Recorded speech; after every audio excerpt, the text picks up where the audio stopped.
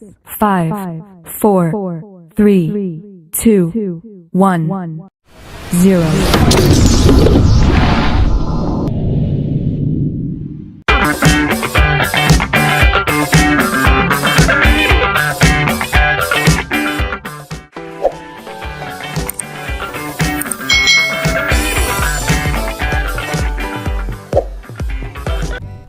Hai,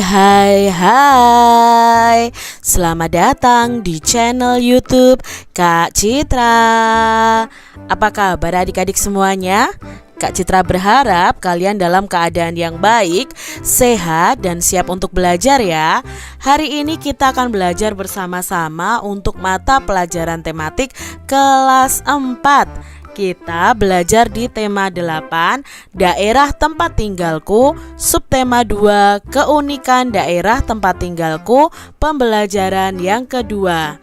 Mari adik-adik kita belajar dengan penuh semangat ya. Aku berasal dari Bali. Banyak orang bilang Bali sangatlah unik. Keunikan Bali diantaranya terlihat dari keragaman kesenian yang ada. Bagaimana keunikan Bali dilihat dari keseniannya berupa karya tari? Mari kita pelajari bersama-sama adik-adik. Dayu berasal dari Bali. Bali terkenal dan kaya ragam tari-tarian yang indah. Dayu sangat menyukai tari. Oleh sebab itu, Dayu rajin berlatih tari. Kali ini Dayu berlatih tari pendet. Indonesia terdiri atas berbagai suku bangsa yang tersebar di berbagai daerah. Setiap daerah memiliki jenis tarian dengan keunikannya tersendiri. Misalnya, keunikan tari dari Bali diantaranya dalam penampilannya, gerak-gerak tarinya dilakukan dengan energik dan dinamis. Selain Bali, daerah lain juga memiliki ragam tari daerah yang berbeda. Tarian apa sajakah itu? Ayo kita cari tahu bersama. Apa saja karya tari yang kamu ketahui dan dari mana saja karya tari itu? Coba adik-adik bisa cari tahu berbagai karya tari dan daerah asalnya.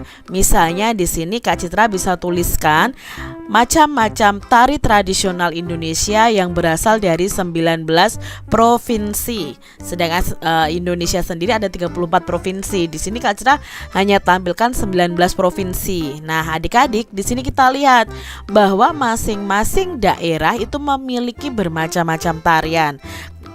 Nanggro Aceh Darussalam. Nah, ini yang paling terkenal adalah tari Seudati dan tari Saman adik-adik.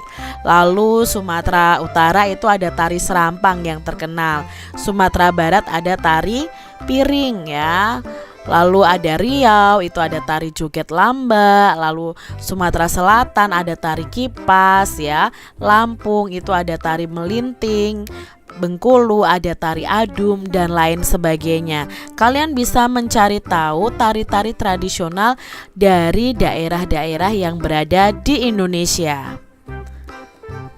Setiap tarian daerah itu memiliki keunikan tersendiri. Nah, keunikan tari daerah itu terlihat dari unsur-unsur tari.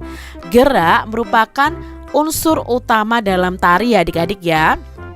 Sedangkan unsur tari yang lainnya adalah busana yang dipakai, tata rias untuk penarinya, iringan tarinya apa, dan properti atau perlengkapan tarinya. Nah, gerak tari adalah serangkaian gerakan indah dari anggota tubuh yang dapat dinikmati oleh orang lain. Nah, gerak tari Nusantara itu sangat beragam. Gerak tari dari suatu daerah berbeda dengan daerah lainnya. Ada dua jenis karya tari adik-adik, yaitu tari tradisional dan tari kreasi baru. Tahukah kamu apa yang dimaksud dengan tari tradisional?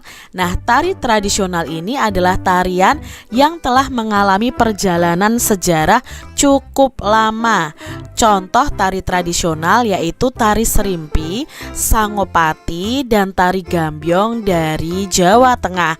Itu termasuk tari tradisional dan yang Kak Citra sebutkan tadi. Nah ini adik-adik, ini adalah tari kecak dari Bali ya. Tari kecak ini kan kalian pasti tahu ya, banyak sekali muncul di TV-TV. Lalu di sini menjadi daya tarik untuk wisatawan dari mancanegara adik-adik, untuk mereka datang ke Bali melihat tari kecak ini. Lalu ini ada tari merak ya. Tari merak ini dari Jawa Barat.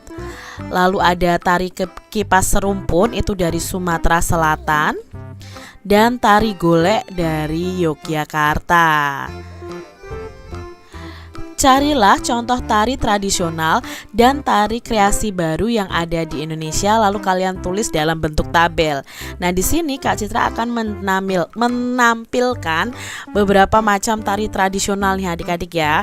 Nah, di sini Kak Citra buat tabel seperti ini. Contoh tari tradisional itu ada tari gambyong dari Jawa Tengah, tari piring dari Sumatera Barat, tari kecak dari Bali, tari remo dari Jawa Timur, dan tari topeng Cirebon dari Jawa Barat.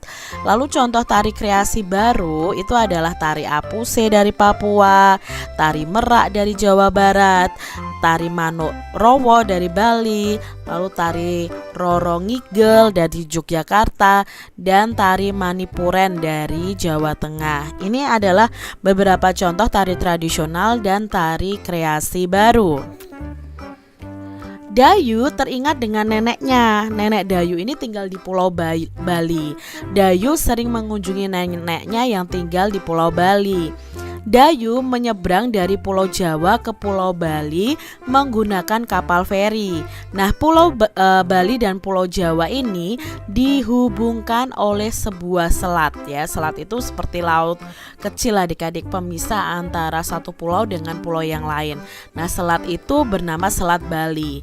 Nah, asal usulnya dari Selat Bali ini diceritakan dalam sebuah cerita. Bagaimana ceritanya? Mari kita simak bersama. Asal usul Selat Bali. Terjadinya Selat Bali. Mani Angkeran adalah putra Sidimantra, seorang Brahmana. Mani Angkeran dan ayahnya ini tinggal di Kerajaan Daha. Saat itu Bali ya, Pulau Bali ini belum terpisah dengan Pulau Jawa. Mani Angkeran ini suka sekali menghambur-hamburkan harta dari orang tuanya adik-adik. Berulang kali Sidimantra menasehati anaknya. Namun Mani Angkeran ini tidak mau mendengarkan nasihat ayahnya. Harta orang tuanya pun dihabiskan. Bahkan dia berani berhutang kepada orang lain.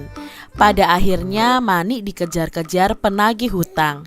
Sidimantra tidak tega. Hartanya sudah habis, tapi Sidimantra tidak mau anaknya celaka.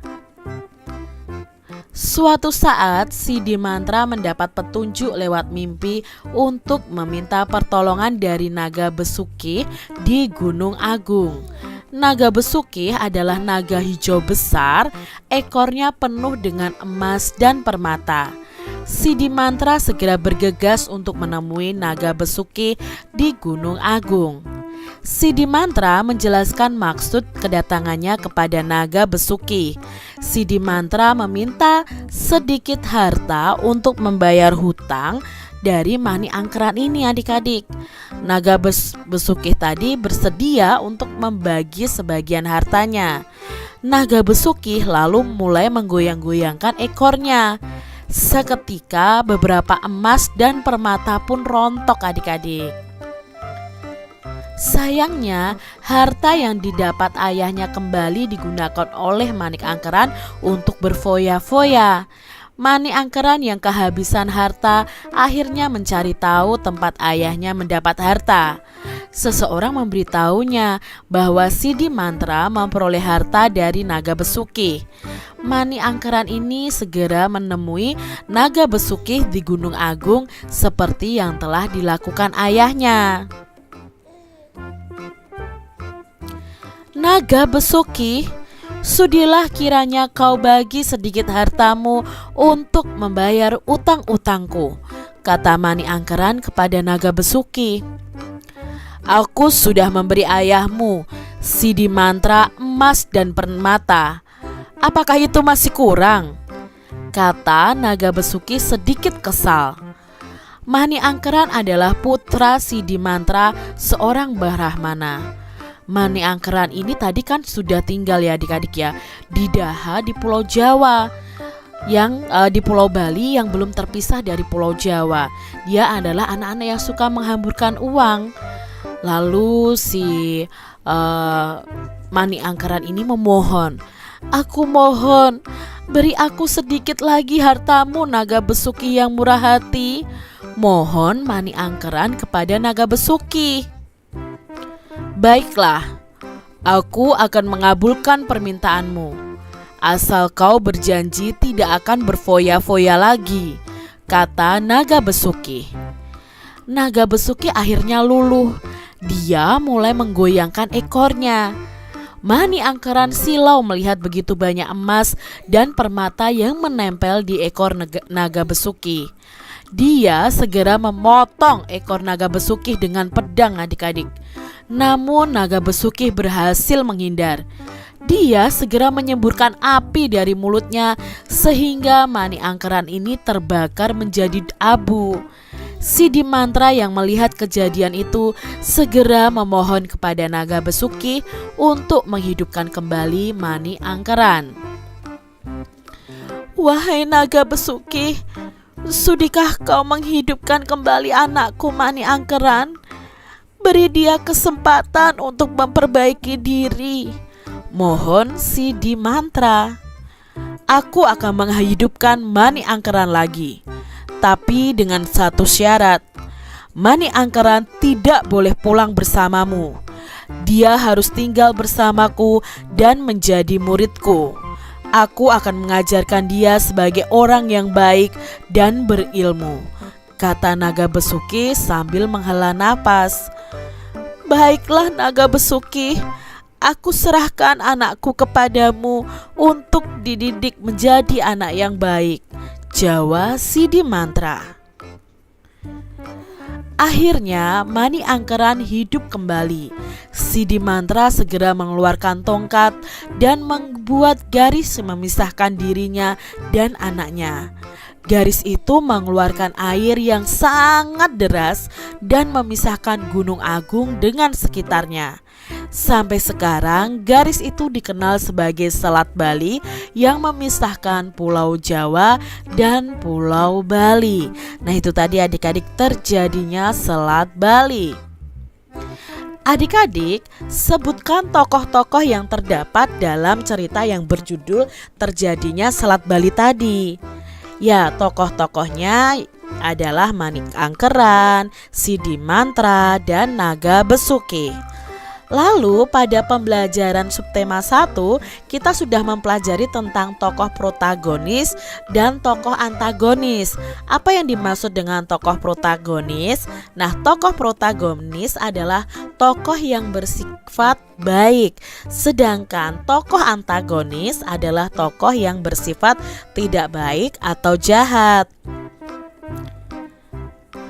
Tuliskan tokoh antagonis yang terletak dalam cerita yang berjudul Selat Bali tadi adik-adik. Nah, tokoh antagonisnya adalah Mani Angkeran ya, karena dia suka berfoya-foya, menghambur-hamburkan uang ya. Dia jahat, dia berhutang di mana-mana, lalu dia mau memotong ekor dari naga besakih tadi.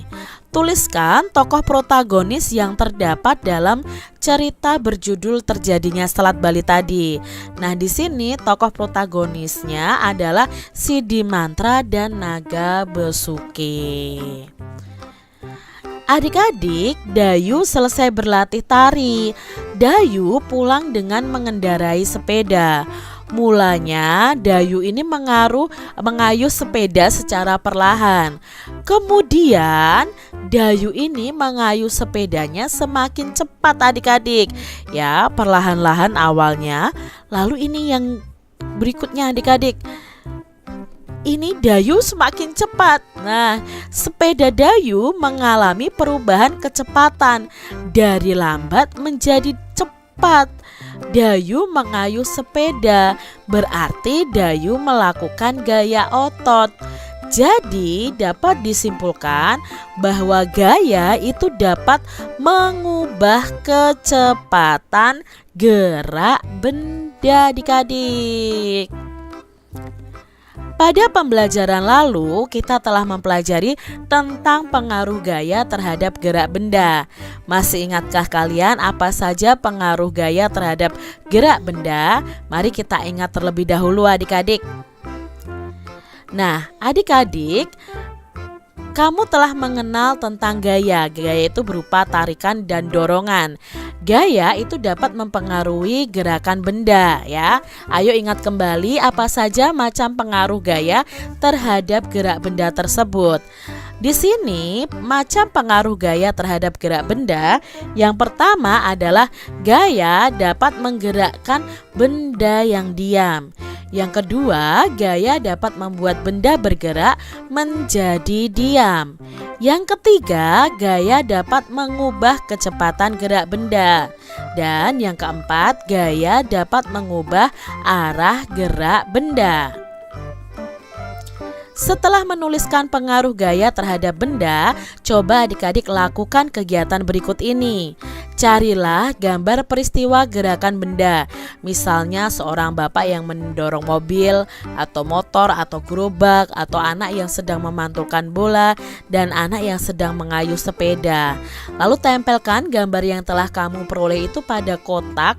Nanti ada tabelnya adik-adik, dan beri keterangan mengenai pengaruh gaya terhadap gerakan bendanya. Contohnya di sini misalnya adik-adik ya. Di sini mendorong meja atau menarik meja. Pengaruh gayanya apa? Gaya dapat menggerakkan benda diam, atau gaya dapat menggerakkan meja yang awalnya diam menjadi bergerak. Lalu di sini ada anak yang menendang bola.